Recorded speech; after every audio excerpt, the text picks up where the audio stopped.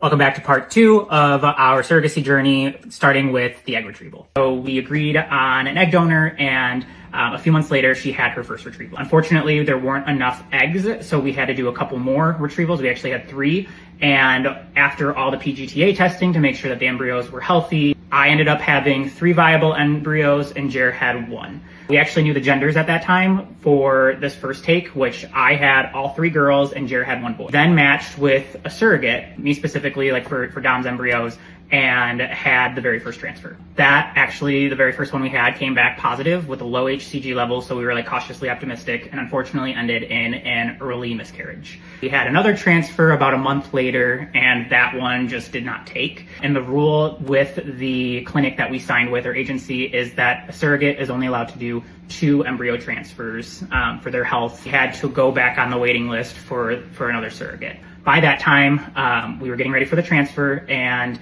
the embryo did not thaw correctly. So we got a call and they said, hey, the surrogate is ready. Are you okay if we transfer Jeremy's embryo? And we said, yep, let's go with that process. We waited about 10 days to get the pregnancy test, and unfortunately it was negative.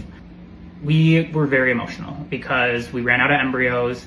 We had to start all over the whole process, and it was just very disheartening. The next video I'm going to post is what we did after running out of our embryos and having to go back to the drawing board ultimately.